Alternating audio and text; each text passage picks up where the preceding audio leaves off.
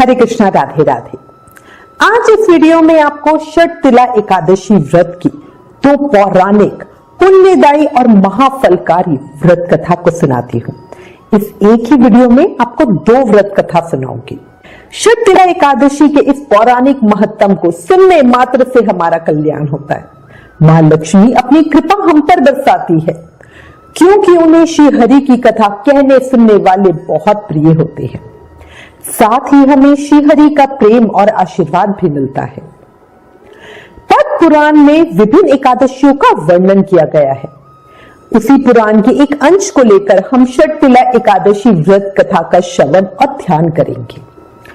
एक समय की बात है, भगवान श्री कृष्ण के श्रीमुख से एकादशियों का महत्तम सुनकर श्रद्धा पूर्वक उन्हें प्रणाम करते हुए अर्जुन ने कहा, हे केशव, आपके श्रीमुख से एकादशियों की कथा सुनकर मुझे असीम आनंद की प्राप्ति होती है।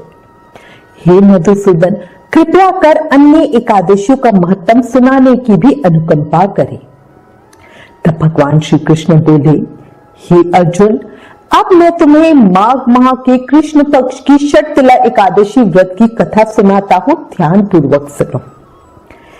एक बार दलभे ऋषि ने पुलस्त्य ऋषि से पूछा, हे ऋषि श्रेष्ठ, मनुष्य मृत्यु लोक में भ्रम हत्या आदि महापाप करते हैं, दूसरे के धन की चोरी तथा दूसरे की उन्नति देखकर ईर्ष्या आदि करते हैं। ऐसे महान पाप मनुष्य क्रोध, ईर्ष्या, आवेग और मूर्खतावश करते हैं और बाद में शोक करते हैं, पछताते हैं, हाय ये हमने क्या किया। हे महामुनि, ऐसे मनुष्यों को नरक से बचाने का क्या कोई उपाय है? कोई ऐसा उपाय बताने की कृपा करें जिससे ऐसे मनुष्यों को नरक से बचाया जा सके, अर्थात उन्हें नरक की प्राप्ति न हो। ऐसा कौन सा दान है, पुण्य है, जिसके प्रभाव से नरक की यातनाओं से बचा जा सके? इन सभी प्रश्नों का हल आप कृपया पूर्वक मुझे बताएं। दलभे ऋषि की बात सुनकर पुलस्त्य ऋषि ने कहा, हे मुनि श्रेष्ठ, आपने मुझसे अत्यंत गूढ़ प्रश्न पूछा है। इससे संसार में मनुष्यों का बहुत लाभ होगा। जिस रहस्य को इंद्र आदि देवता भी नहीं जानते, वह रहस्य मैं आपको अवश्य ही बताऊंगा। माघ मास आने पर मनुष्य को स्नान आदि से शुद्ध रहना चाहिए और इंद्रियों को वश में करके तथा काम, क्रोध, लोभ, मोह, ईर्ष्या तथा अहंकार आदि से सर्वथा बचना चाहिए। पुण्य नक्षत्र में गोबर, कपास, तिल मिलाकर उपले बनाने चाहिए। इन उपलों से 108 बार हवन करना चाहिए। जिस दिन मूल नक्षत्र हो और एकादशी तिथि हो, तब अच्छे पुण्य देने वाले नियमों को ग्रहण करना चाहिए। स्नान आदि नित्य कर्म से देवों के देव भगवान श्री हरि का पूजन और कीर्तन करना चाहिए। एकादशी के दिन उपवास करें तथा रात को जागरण और हवन करें। उसके दूसरे दिन धूप दीप नैवेद्य से भगवान श्री हरि की पूजा अर्चना करें तथा खिचड़ी का भोग लगाएं। उस दिन श्री विष्णु को पेठा, नारियल, सीताफल या सुपारी सहित अर्घ अवश्य ही देना चाहिए। तदुपरांत उनकी स्तुति करनी चाहिए। हे जगदीश्वर, आप सबको शरण देने वाले हैं।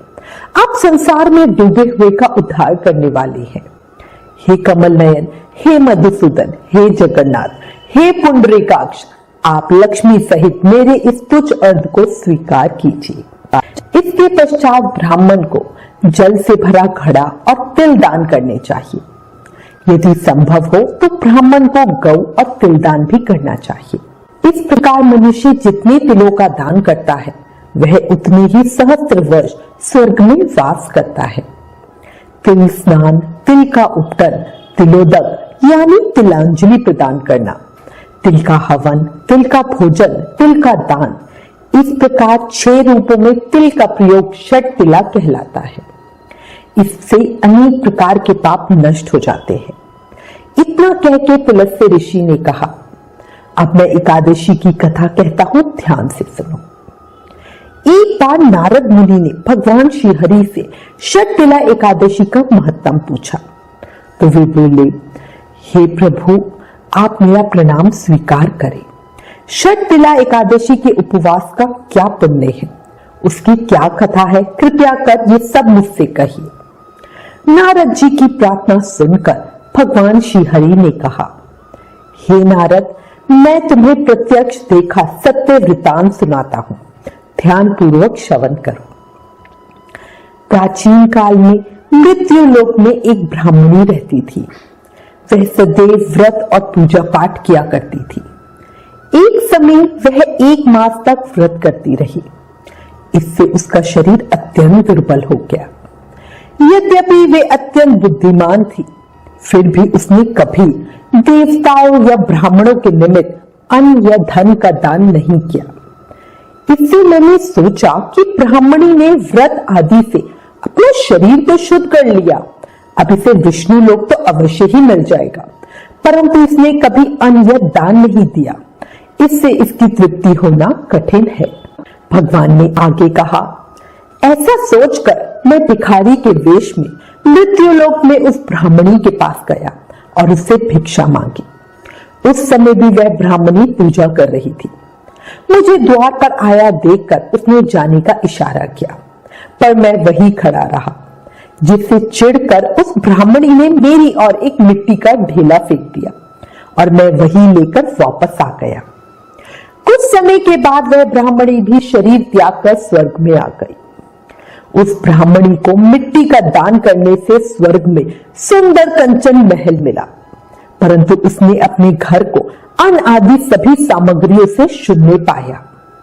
वो घबराकर मेरे पास आई और कहने लगी, हे भगवान, मैंने अनेक व्रत आदि से आपकी पूजा की, परंतु फिर भी मेरा घर अन्न आदि सब वस्तुओं से शून्य है, इसका क्या कारण है? ब्राह्मणी की बात सुनकर मैंने उसे समझाते हुए कहा, हे ब्राह्मणी, पर लोक में व्यक्ति को वही मिलता है जो उसने धरती पर दान आदि किया होता है, पर तुमने कुछ भी अन्न धन आदि दान नहीं किया। एक समय तुमने मिट्टी का ढेला दान दिया था, जिससे तुम्हें इस कंचन महल की प्राप्ति हुई है। जब तक कठोर तप के बाद कुछ दान नहीं किया जाता, तब तक तप का पूर्ण फल प्राप्त नहीं होता।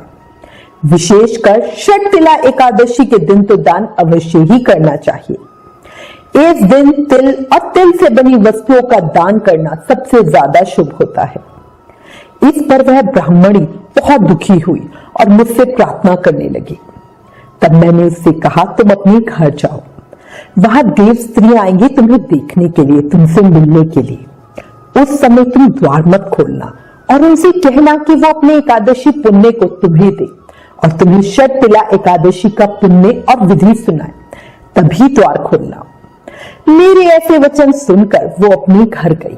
जब देव स्त्रियां आई और द्वार खोलने को कहा, तो ब्राह्मणी बोली, आप मुझे देखने आई हैं, परंतु मेरा घर वस्तुहीन है, इसलिए कृपया कर मुझे एकादशी व्रत का पुण्य दो और मुझसे षटतिला एकादशी का महत्तम कहो। तब उनमें से एक देव स्त्री कहने लगी, ठीक है, मैं तुम्हें अपने एक एकादशी व्रत का पुण्य देती हूँ और तुम्हें षटतिला एकादशी का महत्तम भी सुनाती हूँ। देव स्त्री की बात सुनकर उस ब्राह्मणी ने द्वार खोल दिए और उस देव स्त्री ने उसे संकल्प लेकर अपने व्रत का पुण्य दे दिया, साथ ही षटतिला एकादशी का महत्तम भी सुनाया। इससे उस ब्राह्मणी का घर अन्न धन आदि वस्तुओं से भर गया। इसके बाद उस ब्राह्मणी ने भी देव श्री के कथनानुसार षटतिला एकादशी का व्रत किया। इस व्रत के प्रभाव से वह सुंदर और रूपवती हो गई तथा उसका घर धन अन्न आदि समस्त सामग्रियों से युक्त हो गया। अतः हे पार्थ, मनुष्य को अज्ञान त्याग कर षटतिला एकादशी का उपवास जरूर करना चाहिए। इस एकादशी व्रत के करने वाले को जन्म जन्मांतर की निरोग्यता प्राप्त हो जाती है। इस उपवास से मनुष्य के सभी पाप भी नष्ट हो जाते हैं। अतः मनुष्यों को मूर्खता त्याग कर षटतिला एकादशी का व्रत और लोभ न करके तिल आदि का दान जरूर ही करना चाहिए। इससे दुर्भाग्य, दरिद्रता तथा अनेक प्रकार के कष्ट दूर होकर मनुष्य को मोक्ष की प्राप्ति होती है। इस प्रकार जो षटतिला एकादशी का व्रत रखते हैं भगवान उनके अज्ञानता पूर्वक किए गए सभी अपराधों को से उन्हें मुक्त कर देते हैं और पुण्य दान देकर स्वर्ग में स्थान प्रदान करते हैं। इस कथन को सत्य मानकर जो भागवत भक्त ये व्रत करता है उसका निश्चित ही प्रभु उद्धार करते हैं। इस उपवास को करने से जहां हमें शारीरिक पवित्रता और निरोग्यता प्राप्त होती है, वहीं धन, अन्न, तिल आदि दान करने से धन धान्य में बढ़ोतरी भी होती है। इससे यह भी सिद्ध होता है कि मनुष्य जो और जैसा दान करता है, शरीर त्यागने के बाद उसे फल भी वैसा ही प्राप्त होता है। धार्मिक कृत्यों के साथ साथ हमें दान जरूर करना चाहिए। शास्त्रों में वर्णित है, बिना दान किए कोई भी धार्मिक कार्य संपन्न नहीं होता, पूरा नहीं होता। षटतिला एकादशी महत्तम समाप्त। अब आपको एक अन्य एकादशी व्रत की कथा भी बताती हूं। बहुत पुरानी बात है। एक बार वाराणसी नगरी में एक गरीब अहीर रहता था। गरीबी और दीनता में वो बेहाल बेचारा कभी कभी भूखा ही अपने बच्चों के साथ आसमान में ताने गिनता रहता था। उसकी जिंदगी बसर करने का सिर्फ एक ही सहारा था, जंगल से लकड़ी लेकर आना। वो रोज जंगल से लकड़ियां काट कर लाता था। लकड़ियां बेचकर वे बेचारा बड़ी मुश्किल से 2 समय की रोटी का जुगाड़ करता। जिस दिन उसकी लकड़ियां नहीं बिक पाती, उस दिन उसे भूखे पेट ही सोना पड़ता था। एक दिन की बात है, वो एक साहूकार के घर लकड़ियां पहुंचाने के लिए गया। वहां जाकर उसने देखा कि किसी उत्सव की तैयारियां हो रही हैं। उत्सुकतावश वो जानने के लिए साहूकार के पास गया और उससे पूछा, सेठ जी, ये किस उत्सव की तैयारियां हो रही हैं? उसकी बात सुनकर साहूकार बोला, यह षटतिला एकादशी व्रत की तैयारियां हो रही है। इस व्रत से रोग, पाप, हत्या आदि बंधनों से छुटकारा मिलता है, धन और पुत्र की प्राप्ति होती है। ये सुनकर उसे बहुत अच्छा लगा। उसने साहूकार से व्रत के नियम और पूजा की विधि पूछी। सब बातें जानकर वह गरीब साहूकार से अपनी लकड़ियों का मूल्य लेकर अपने घर पहुंचा और उसने उस दिन के पैसों से षटतिला एकादशी व्रत का पूजा करने का सामान खरीदा। अगले दिन एकादशी पर उसने पूरे नियम विधि विधान के साथ व्रत का पालन कर भगवान श्री हरि विष्णु की पूजा की।